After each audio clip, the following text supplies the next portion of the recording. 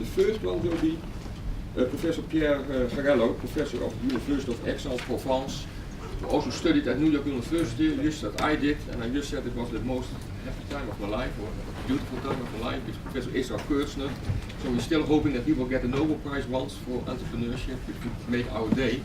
So maybe you can make our day. And since we have 4 speakers and 1 hour in total, for all speakers about 12 minutes, and then we have 12 minutes for discussion. I'll be brief. It's a complex situation, so I think maybe through question time we can try to be more precise. So I'm focusing on the economic aspect.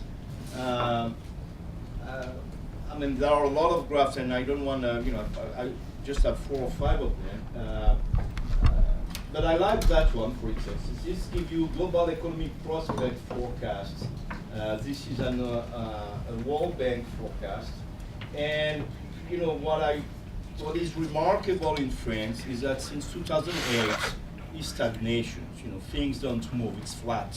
It's flat, and it's probably going to be flat for the coming 4 or 5 years. Okay, so this is nothing. Of course, the big 2008 thing, and since 2008, after the drop, nothing is happening, and nothing is scheduled to happen. You can see this as well on that one. This is this is long-term dynamics, and you see that basically throughout the 20th century, this is GDP per capita, I think. So GDP per capita, has been, steadily growing. I mean, not totally regularly, but here again, if you look at the last, I don't know if I can put up, but you see that flat, zone in which we have been staying for the last 10 years. We seem to be in trouble. Now here are, let me get closer so that I can at least read, at least one of us can read. So these are, a lot of data. Maybe, so again, economic growth, for the last, 2011, we're still at 2%, 0 growth in 2012, 0.8 in 13, 0.2 in 14, and maybe 1.2 last year. I mean, that's, again, basically telling the same story. This is investment. 0%. Okay, so no increase in investments, even a decrease in 2013 and 2014. And this is, of course, one of the reason we can maintain it is that we finance a lot of those things with deficit. So deficit was, around -5% public deficit. It's now back to 3.5, but I will not. I think there is a lot of tricks in bringing that number down to 3.5. And the dynamic of debt is increasing. So you see. I mean, this is 2015. We are now more or less at 100%. So we are in the wrong dynamic. So the economy is flat. The public deficit is still strong, and the debt is growing. Now, this is an interesting thing to try to understand the situation. So this is unemployment. I mean, labor market development in France for the last basically 2007, 2017. We are so the dashed line are the OECD average. So this is employment rate, which is extremely low in France. It's below 55% employment rate. So most people don't work. I mean, almost most people. It's getting slightly worse. This is unemployment. Again, we are above average. Regarding unemployment, and it's stabilized around 10%. This is long-term unemployment, which is also above average. And this is interesting, and this is why the title of the thing is cooperative, because real wages is above average and is increasing very fast. Okay, so this is a situation in France. Those who get lucky to have a job, haven't been suffering too much over the last 10 years. So even though the situation is pretty flat, basically real wages have been increasing faster than average. Now, Despite this thing on real wages, of course, real wages is just, as I say, for those who are lucky enough to have a wage, this is life satisfaction. So this is one of the index built on by the OECD, and here we are really below average. Okay, so France is at 5.4. This is the red bar, and by the way, Belgium is the other one. So people feel happier apparently in Belgium than they do in France. With all the care, I mean, you must have when looking at those data. Okay. So of course, what the data don't show is that a lot of people are not working, and even though France seems to be like just stable, in fact, I think some of the problems are getting worse and worse. And again, this is basically my analysis in one sentence: that France can't afford, basically, can no longer afford what they afford to do all the 20th century. So that's why we are now reaching that flat region. Here are, but I mean, that's no surprise, the four main areas where we should be moving and where we don't move. So number one is education. The French educational system is still probably among the most statist in the world. We know, we almost have no private university. We almost have no private schools. The 20% of Catholic schools which are working pretty well, actually, in fact, are not totally autonomous. I mean, the program is made by the state. The state is paying for the teachers. I mean, it's kind of a deal. So parents also put some money, but that's not really what I will call. I mean, they don't have the capacity to innovate that you will expect from a fully private system. Now, one other thing, if you look at the PISA number on education, you will see that we are doing, more or less okay. But it's really, I mean, that's the average. Depends where you live. One of the main problems we are facing in France, is that the thing we should be talking about, right now, is, I mean, in France, I mean, not necessarily today around that table, but is what's happening to the second and third, I mean, to the son and grandson of those who migrate into France in the 60s. Okay, those guys were sent to school in the French education system.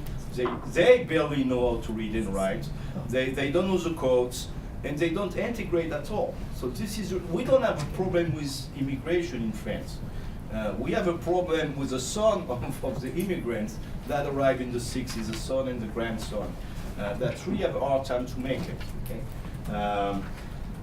So, we really need to change the education system. It doesn't work. So but the thing they will do, for instance, is that they try to force the mixing.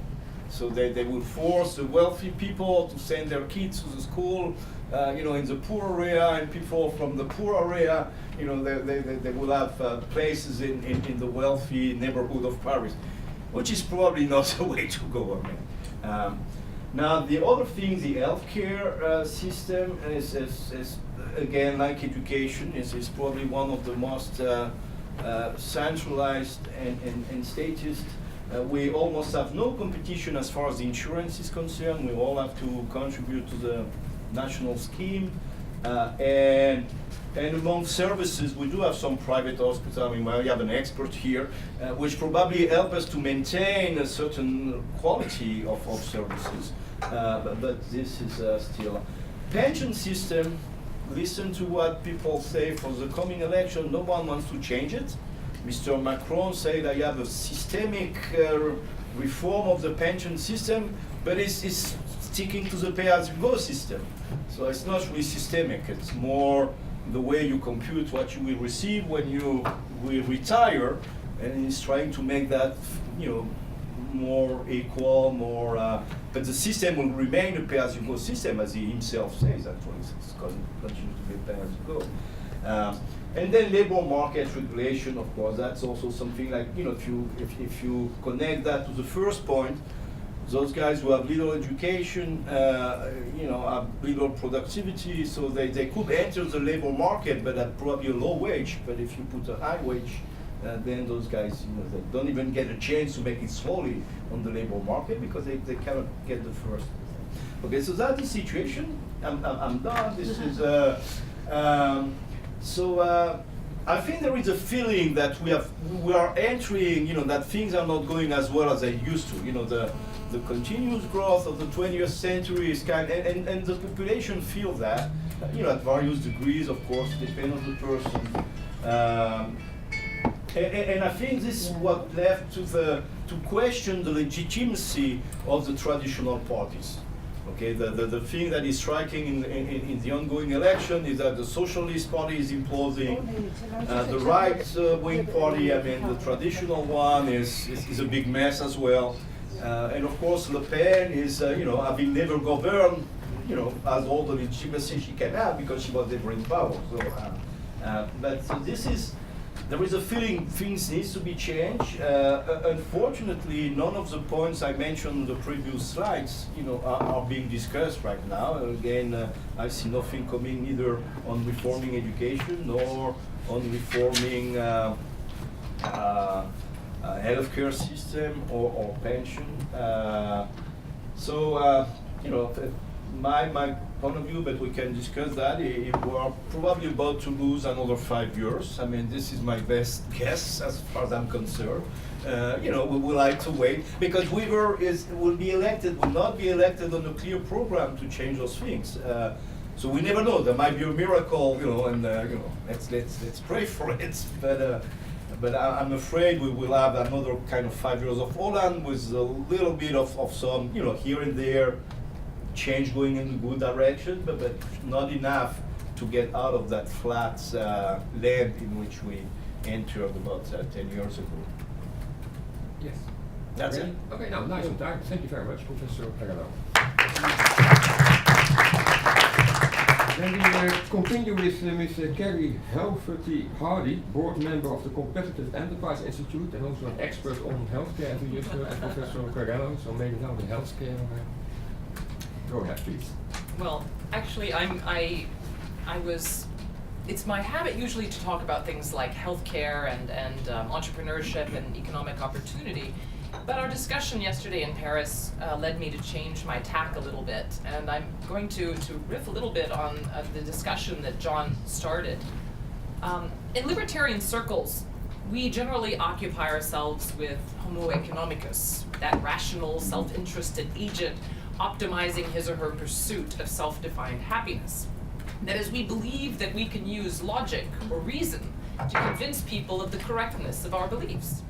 But as Jonathan Swift explained in 1721, in his book, A Letter to a Young Gentleman, reasoning will never make a man correct an ill opinion, which by reasoning he never acquired. Or as the paraphrase goes, you can't reason people out of opinions they were never reasoned into. And therein lies our libertarian problem in confronting the rise of populism. In attempting to reason people out of populism by appealing to economic sanity, the benefits of free trade, and the virtues of liberalism, we're tilting at the wrong windmill. Because populism is not a rational rejection of the failure to deliver on economic premises and promises, but it's instead the reflection of a deeply felt anti-liberalism. So how do we define this? In Stephen Holmes' book, The Anatomy of Anti-Liberalism, he defines non-Marxist anti-liberalism as being, quote, as much a mindset as a theory. Its enmity is typically lavished on individualism, rationalism, humanitarianism, ruthlessness, the anywheres, permissiveness, universalism, materialism, skepticism, and cosmopolitanism. So we have a definition, but why now? So if we're living in an era of unprecedented wealth and human achievement and peace, why is there so much unease? In fact, Yuval Noah Harari, who was the author of that popular book Homo Sapiens, contended that, quote, during the 20th century, the liberal story was immensely attractive because it told people and governments that they don't have to choose between doing the right thing and doing the smart thing. Protecting human liberties was both a moral imperative and key to economic growth. Britain, France, and the United States allegedly prospered because they liberalized their economies and societies. And if Turkey, Brazil, and China wanted to become equally prosperous, they had to do the same. In most cases, it was the economic rather than the moral argument that convinced tyrants and juntas to liberalize. So the threat from populism is largely fueled by cultural considerations, a sense of loss of political power, the loss of touchstones by which people have previously defined themselves. One political psychologist, Karen Stenner, claims that those who embrace populist intolerance share a particular characteristic. They crave oneness and sameness. If they sense unity and consensus in their country, that particular need is met, and they're relatively tolerant. When that need for unity and sameness is not met, they lash out. And that, unfortunately, is an inevitable consequence of a liberal democracy. She further identifies a psychological predisposition to authoritarianism in such people, which is external to political designations. So it's not party-based, it's not right or left-wing. Our very insistence on individual liberty and autonomy and diversity is thus precisely what sets off their intolerant extremes. And what, on the other hand, inspires tolerance from those disposed to intolerance is, quote, an abundance of common and unifying beliefs, practices, rituals, institutions, and processes. But there's another intolerance trigger, and one we might in great measure understand: the perception that political leaders are untrustworthy and unthinking and ungraft. But while proper criticism is healthy, populist fervor is fueled by hyperbolic accusations and conspiracy theories. The loss of belief in institutions that provide a unifying sense of common purpose is eroding trust in liberalism in general. And I'll take the US as an example here. It was long seen as a religious exception in a secularizing West. But there has been a precipitous drop-off in church affiliation and attendance over the past decade. It was predicted that secularization would thus lead to this more tolerant society and a retreat from the culture wars. And it is true in the wake of secularization that there has been a decrease in opposition to gay marriage and an embrace of pot legalization. But there is a rather interesting correlation, and I'm not implying causation, merely correlation, that has been noted between those without religious affiliation and support of the American so-called alt-right. According to data assembled by the Public Religion Research Institute for Peter Weinert, who writes on religion for The Atlantic, the percentage of white Republicans with no religious affiliation has tripled since 1990. And that cohort was instrumental in Trump's election. Trump led Cruz by 27 points in that group, whereas Cruz was ahead by 15 points in those who were regular churchgoers. In that same study, it's noted that culturally conservative white Americans who are disengaged from church experienced less economic success and more family breakdown than those who remained connected, and they grow more pessimistic and resentful. And white Republicans who seldom or never attend religious services are 19 points less likely than white Republicans who attend church services to say that the American dream still holds true. In fact, quote, whatever the reason, when cultural conservatives disengage from organized religion, they tend to redraw the boundaries of identity, de-emphasizing morality and religion, and emphasizing race and nation. Trump is a beneficiary and a driver of that shift. But perhaps more importantly, in the US context, Trump is seen as explicitly rejecting something that is referred to as America's civil religion. It's a concept that was outlined in a 1966 essay written by Robert Bellah. And this civil religion involves rituals, beliefs, and sacred symbols drawn from national history, a set of common values that foster social and cultural integration, which provided also a pathwork for immigrants to America to integrate. His inaugural speech, unlike those of his predecessors, emphasized, quote, total allegiance to the United States of America, without enumerating any examples of American rights and values, and especially without referring to the American civil religion defining document, the US Constitution. But here, I'm not interested in making an argument for or against religious affiliation, be it civil or theological, but rather I'm interested in understanding what common characteristics we can define or we can identify among those inclined to populism, so that we can effectively combat the demise of liberalism. And if the common characteristic is that in a particular cohort there's a psychological need for a set of unifying concepts or beliefs, whether God or country or leader or otherwise, then we need to adapt our discourse accordingly. This doesn't mean we compromise our principles, far from it, but we do have to learn to address people in a way that will actually move them, and not insist upon a constant discourse of numbers and logical constructions. We have to fit the cure to the disease and present a unifying and positive alternative to the strongman state. Thank you. Thank you very much. Also a nice time.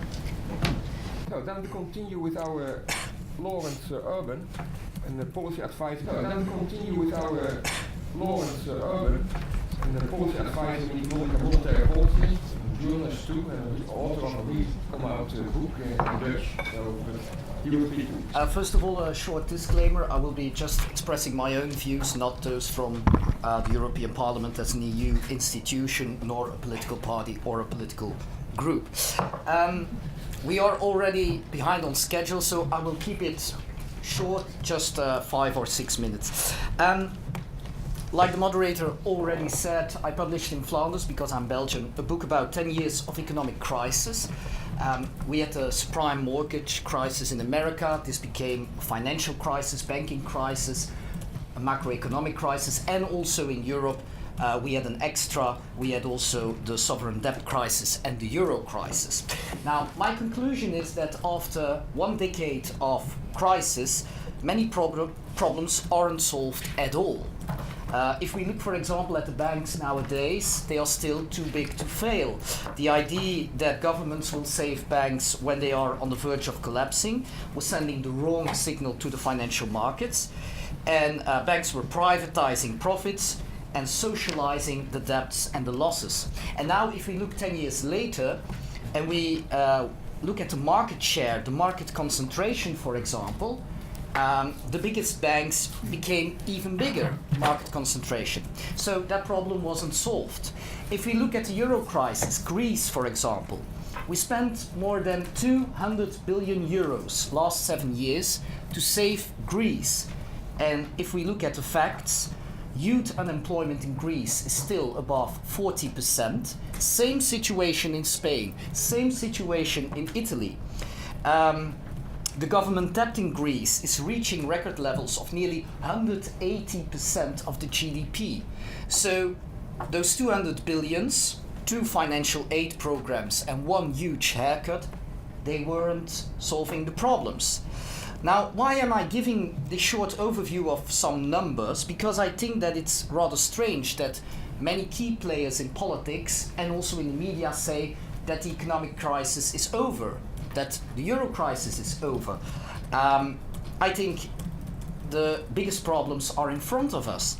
And I think also, and that is linked to the subject of our free market roadshow today, I believe that many politicians in Europe are too busy with pointing at Trump, are too busy with Vladimir Putin, for example, and not looking at our own internal problems in the European Union.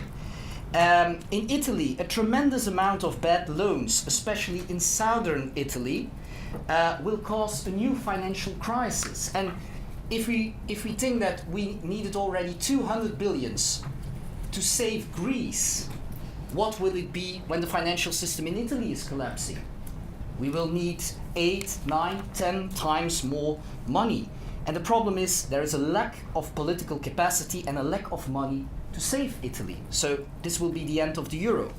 So the euro crisis and banking crisis are not over. And if we talk about the rise of populism, economic protectionism, for example, I think that all those things are not the cause of our current problems, but they are the consequence, the result of the current problems in the EU. The fact that the euro crisis is still going on, and this doesn't mean that the Greek people are bad people, nor the Germans are bad people. The problem is just that we created one monetary design, one currency, to put 2 political cultures together. And this is creating a gap between people and the elite, because the people in the northern countries are forced into a transfer union with the south, while the people in the southern countries are facing austerity programs, having rough internal devaluations. So in the end, nobody is happy anymore. So I could use, for example, the book The Size of Nations of Alessina and Spolore from years ago. And you can use this theory in the European Union and in the monetary union today. The advantages of scale in our currency union are outweighed by the internal differences, the heterogeneity in the monetary union.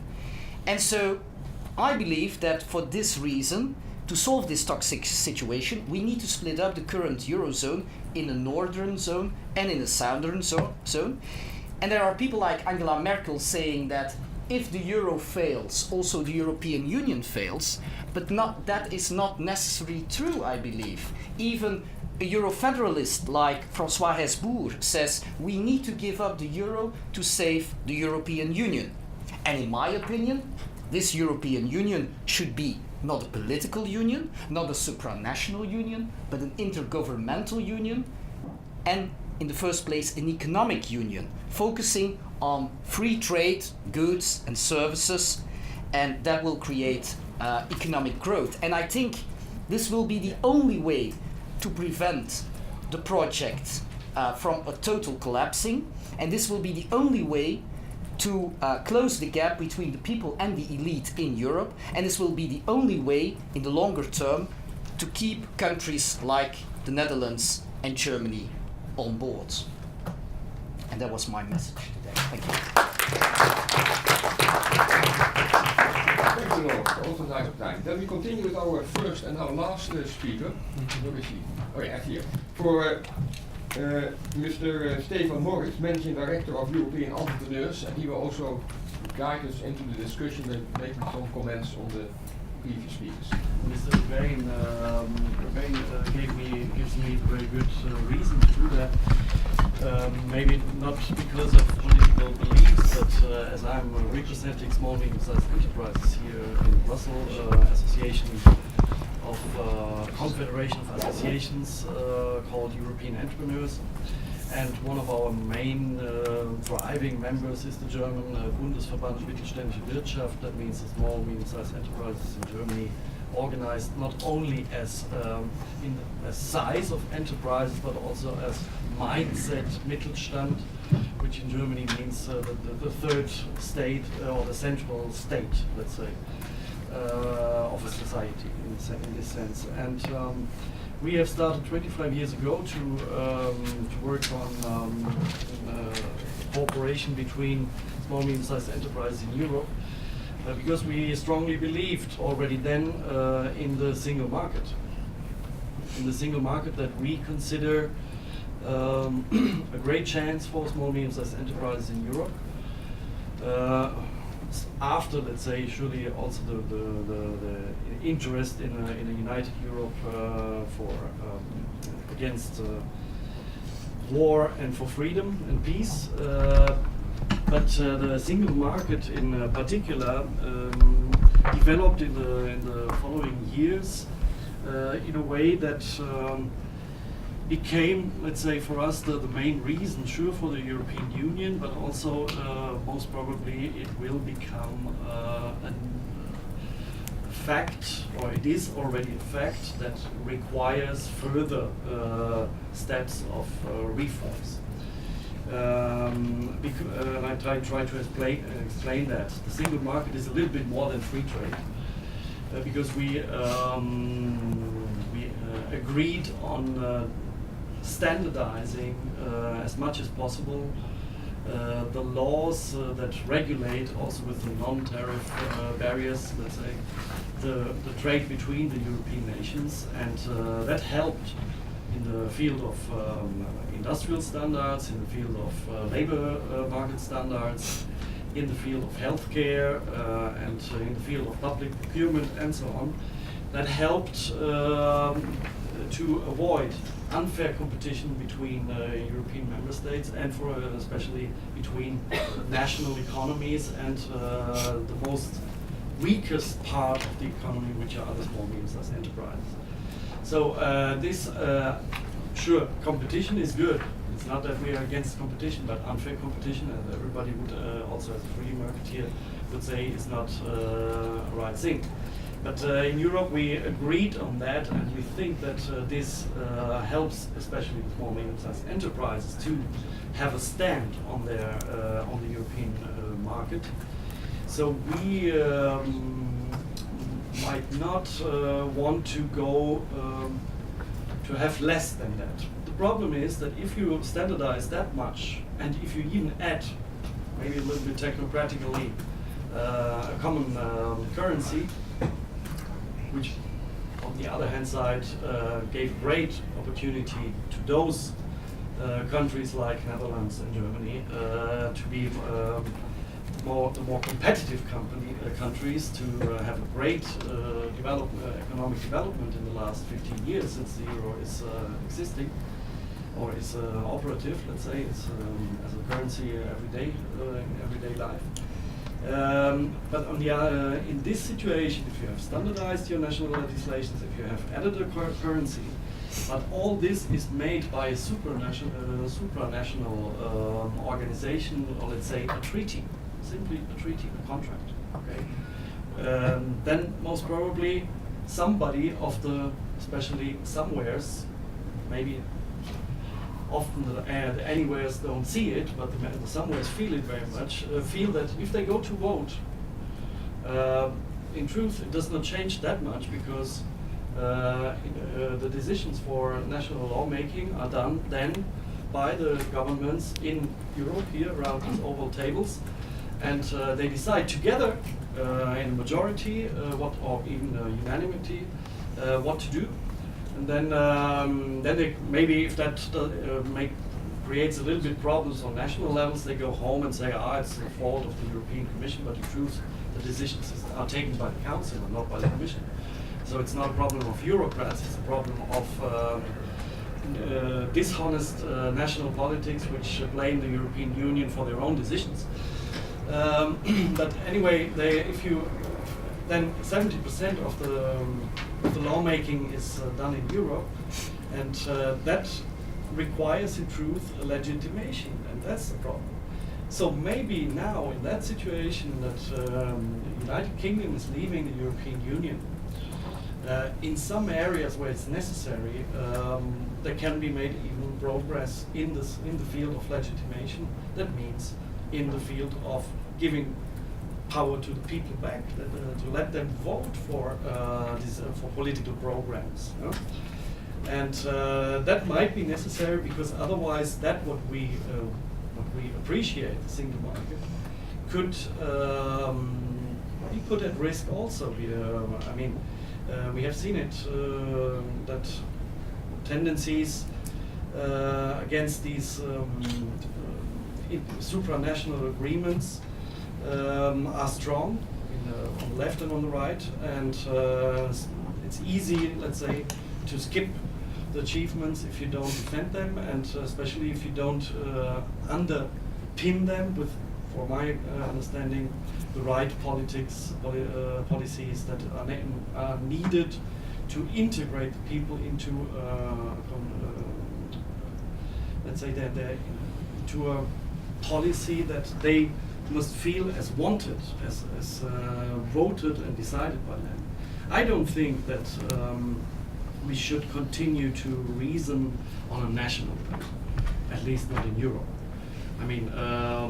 We should start to think on the level of political families, and I think liberals and conservatives that stand for free market and for free competition and less rules, then they have still a large majority, but you don't have to mix that up with the number of member states.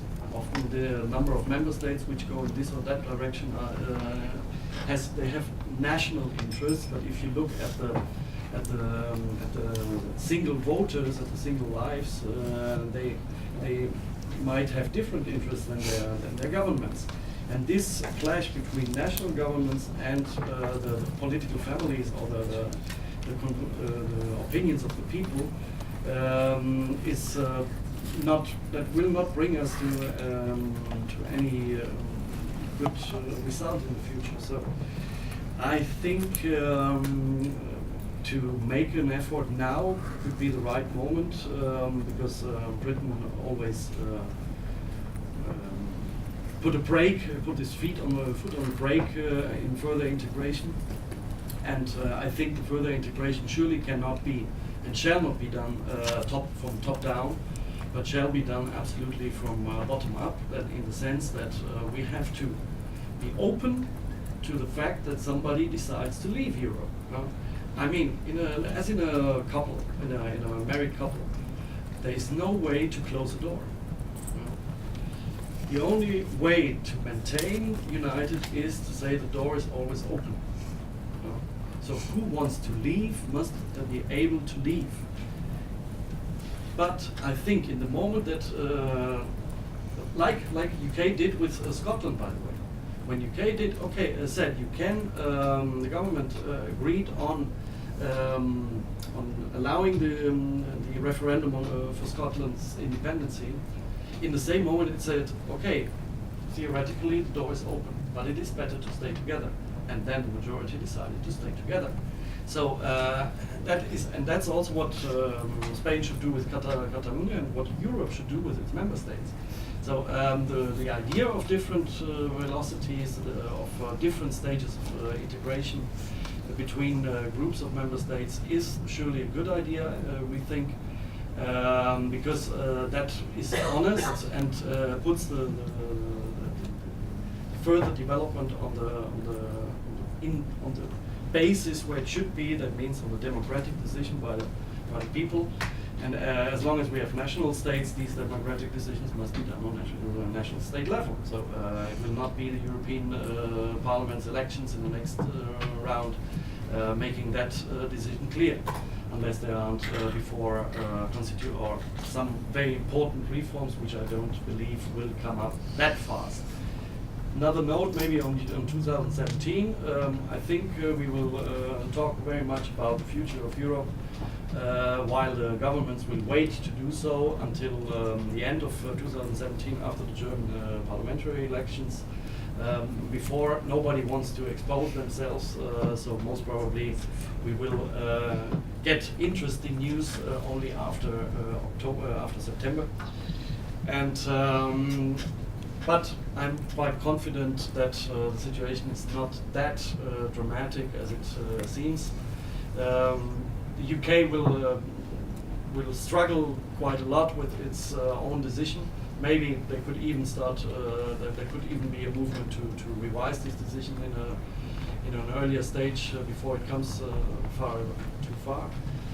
In Netherlands, we have seen that at the end, people, the election of Trump in the United States has motivated people to go to vote and also to vote for a more stable decision, not to change too roughly. So I think that will also happen in a way or another in France. Sorry. And the only uncertainty might be the Italian situation with the economic situation, which is still not handled, and there is no government inside which could maybe handle it sooner or later. Hopefully, maybe the current government has enough power to do something. But yeah, in Germany we will see. Now games are open again. What will happen? But most probably it will not change that much from what we have today. So thank you very much. Okay. Thank you, Mr. Moritz. Now we have some time for a general discussion. I want to ask, some people want to ask a question. You have a question? Where did you get your numbers from, Greece? 200 billion. I checked. I knew the numbers much bigger, but it's Hans-Werner Sim is the guru on these things. He's recorded 344 billion into Greece in the 5 years, 2010, May 2010 to 15. People lost count of the balance of Greece, and then there's 86, 2015, plus the haircut. You have to work with the maths for that, and not including target 2, 7 million balance. So I would say we're talking about $1 trillion. Well- so you said you didn't speak to the European Union, but I think you're going to have a fantastic career in this building because guys like Japan will love a man like you who can reduce by 80%. I made a very conservative calculation. Indeed, you had the two 8 packages, and indeed the haircut of nearly 50% or even more than 50% of the debt. Only private investors. If you count that up, then indeed the amount is even bigger. I started from the numbers that the current Minister of Finance in Belgium, Johan van Overtveld, used some years ago, because he wrote a book about the end of the euro. He was professor in economy, and he started from those numbers. But indeed, in reality, it shall be even more. Also because the ECB was buying debts through the secondary markets of countries. Now it's not allowed anymore. They are not doing that with the euro bazooka. But in the past, they were buying the debts of Greece. Although there is the no bailout clause. So indeed, I suppose that the real number could have been a lot higher. If I could just follow one supplementary. I strongly take issue with one other point you made. The rest of it was great, but the other point that I take issue with was when you said that the NPL crisis in southern Italy or in Italy will cause a new financial crisis. It will not. It will just blow up the euro. I think it's better. Most of the time they say that I'm too radical and I have the young Sturm und Drang, so I'm happy that you are even... Germany hasn't worked it out yet. They're bound to withdraw, aren't they? Which you have non-existent loans. You have, I think in the Bari transaction, something like 30% of the 489 nominal value of non-performing loans were unclutched, unsecured loans to insolvent limited liability companies. I think it's false accounting to even call those a loan. They should have been deleted from the books long ago. But no, they've all been parcelled up under this magical formula worked out by the clever guys at JP Morgan and the brilliant Italian elite. And it hasn't happened yet, because the first stage was deliberately with Bari to end up with loans 60% in Sicily, so they wouldn't qualify quite for investment grade status. But the next deal will come from either Unicredito or Intesa or Montepaschi, which of course we've been assured is completely solvent by Valdis Dombrovskis in an interchange with me on February the 10th on the 4th anniversary of the Bloomberg speech. And what will happen is that we know, because we've been right to the Banca d'Italia, they're going to come out as one rate notch higher, at which point Italy will slap its gaps in it. They then will be exchanged with the European Central Bank, fully in accordance with the ECB repo rules for freshly printed euros. So you've got imaginary, non-existent assets that will be translated on a one-for-one basis for new euros. I don't think there's a crisis here. I have a comment. I mean, on the speakers of the second panel, and I think John Fund touched similar issues, and I tried to summarize them for myself. And I think there are 3 points, I think, which we should think about. My first proposition is something about people's disposition, and something which politicians don't seem to know, and something which libertarians find hard to believe, but which might nevertheless be true.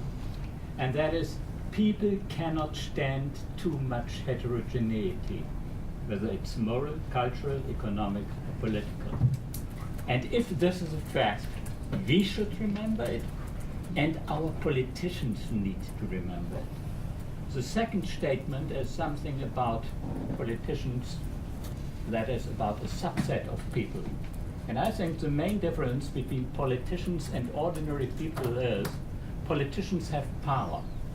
And having power means you acquire an inability to learn and to correct yourself. This, I think, is typical. And if, which would be a minor miracle, a politician is capable of recognizing errors he or she has committed in the past, there is only one standard answer to any problem: the further expansion of government. They cannot think of anything else, even if the expansion of government in the past is the core of the problem. Let me give you, and that is my third point, an example for that. I think everybody who is remotely familiar with important economic facts knows that all major economies in the West. There are exceptions like Estonia, but it's not a major economy in the West. All the major economies are indebted by a multiple of their GDP, if you include implicit debts arising from promises to pensioners. The best estimates for the best run countries are something like a debt of only 2.5 times GDP, and the worst go up to a factor of 8. So that's the range of problems we have. So obviously, in graying societies, the welfare state we have is unsustainable. What is the solution which the politicians work for? It's a Europeanization of the problem. And that essentially amounts to building a second floor of the welfare state. On top of the national welfare state, we build a second floor, for example, by bailing out Italy, by bailing out Greece, Portugal, Ireland in the past, in our hope that the problem of Italy will not arise too soon, but it's likely to come to our agenda very soon. And this is not enough. Essentially, the open door migration policy of Germany, Sweden, and for a short period of time, Austria, essentially that was a third floor of the welfare state. Because now taxpayers in the rich countries are not only responsible for the poor in their own country, for the poor in poorer European countries. No, that's not enough. For the poor everywhere in the world. So if politicians recognize the problem, they try to expand government further. And from a politician's point of view, individual liberty is something like an evil which has to be restricted. And they are very successful in that. Thank you. No? Then it's time. Oh, you have a comment? Well, I can comment on the comments. Why not? I mean, basically on what Stefan Moritz says and what just said. I mean, on what you say, it seems to be, and partly there, I think I agree with it seems to be coming from another planet. In the sense that it looks like the EU is a solution. I mean, right now in France, EU is a problem. I mean, this is a perception of everyone, or close to everyone. And actually, I think there is only one guy who say that he's not totally against the EU, would be Macron, and even that is. And this might be linked to the heterogeneity, thing you mentioned. I mean, we already have so much of it, and it just, I mean, the EU is not perceived as a solution. I mean, you live in France as well, but it doesn't even cross the mind of the people that the solution could come from there. It's not that I think it's nice, but I think that's the reality of things right now.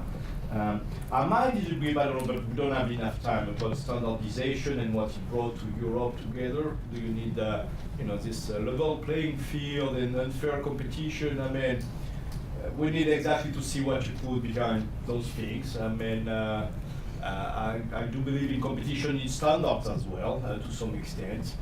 So, where do you really, we might agree, we might disagree, we will have. Now, regarding heterogeneity, I mean, I would say yes to some extent. I mean, it's really a matter of, to some extent people like heterogeneity, but of course at some point it's unbearable. So it's, I fully agree with you with what you say on the usual reaction when there is a state failure. Basically when you have a state failure, people say, oh, this is because we didn't have enough money, so you need to give more money to the guy who just failed. Which is, how in France we end up with huge budgets for education, for healthcare, with relatively poor results. I'm not totally sure that we can see immigration necessarily. I mean, maybe I'm playing devil advocate here, but not that much.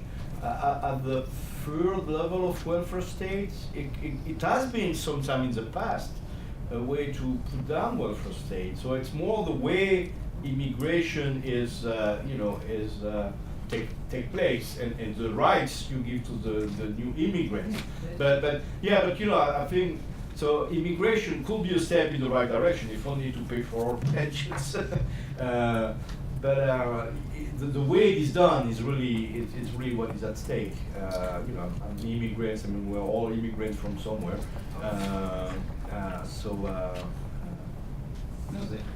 The issue ultimately is the welfare state.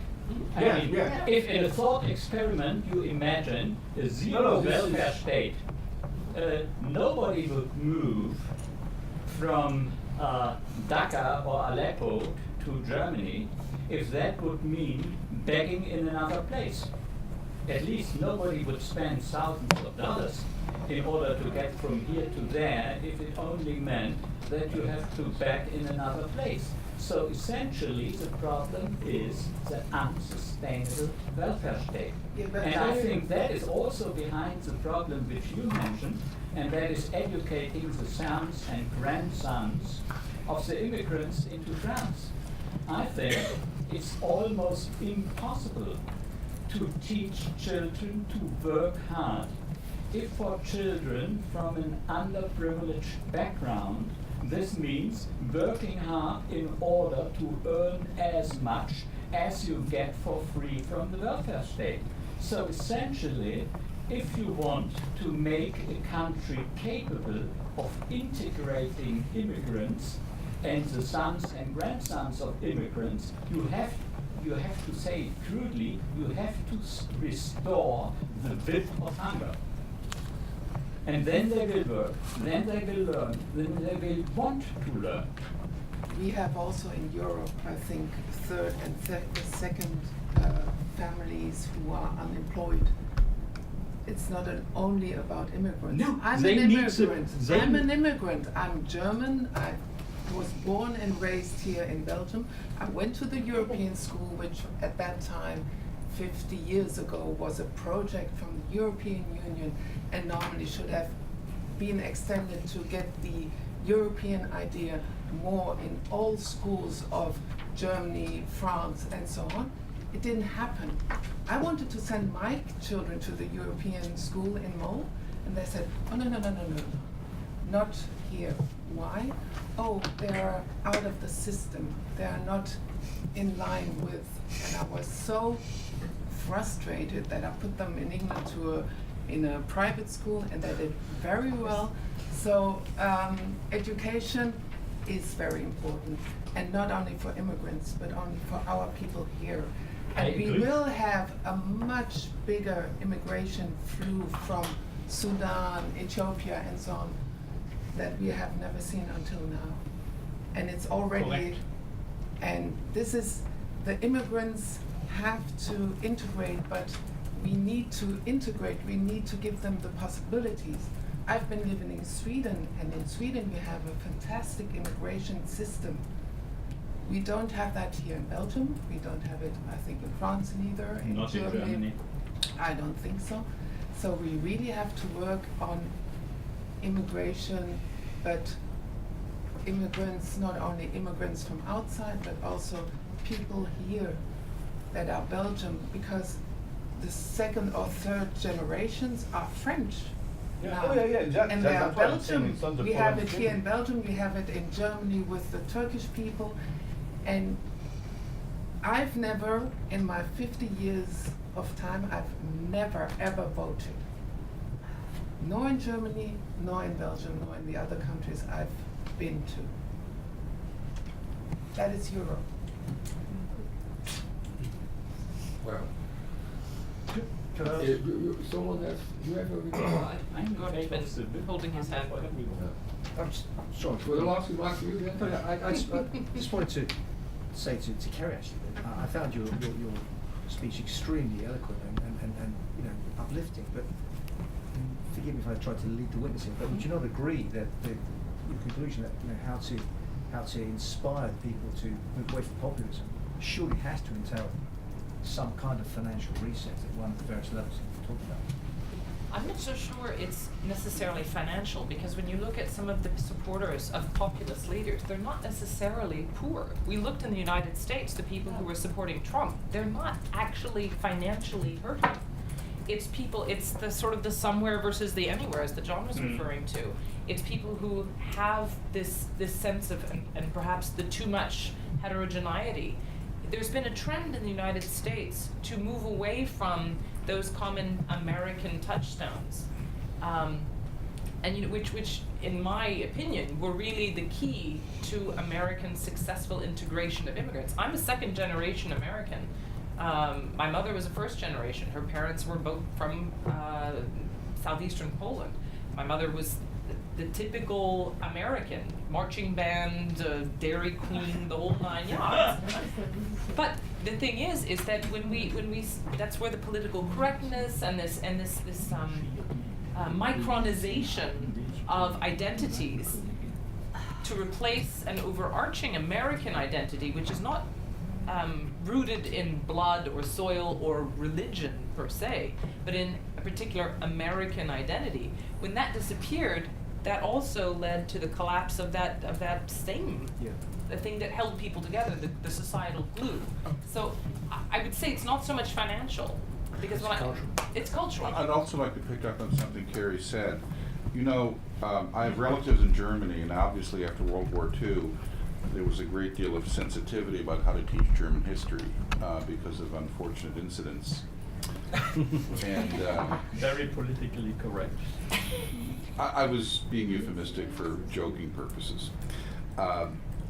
So there was a sense that German history was nothing to be proud of, therefore you would downplay it and you would subsume German history into some larger European project and what you taught people in schools. That kind of hesitancy about being proud or even understanding what forces brought us to this point has spread to other countries. One of the things that is fundamentally different from when I went to school and today is we no longer teach American school children their history or their civics or their government. And I would just like to mention, you know, Ronald Reagan had a farewell address in 1989, and he took time out, 7 minutes of television time nationwide, to say, the one thing I fear the most in the future, looking forward, is that we're losing our sense of identity as Americans and what makes us exceptional and what the American dream is all about and what brought us here. We're no longer teaching history to our children.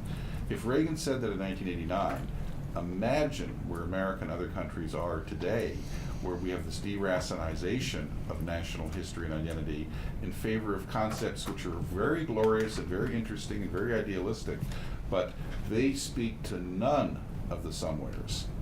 And they even don't even speak to some of the anywheres. Yes.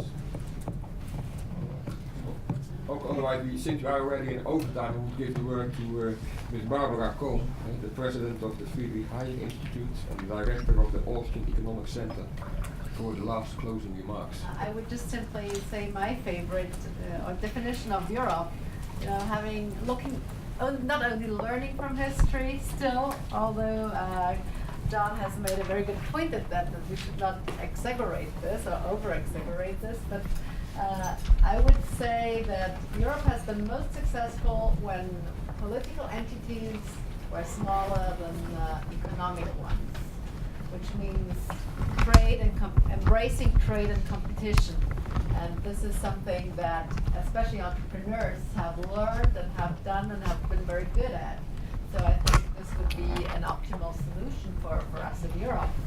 And I would also like to make an announcement. We will discuss from a think tank perspective where we're heading in Europe and what we as think tanks can do at the European Resource Bank meeting, which is hosted in Podgorica this year, Montenegro, April 21st to 23rd.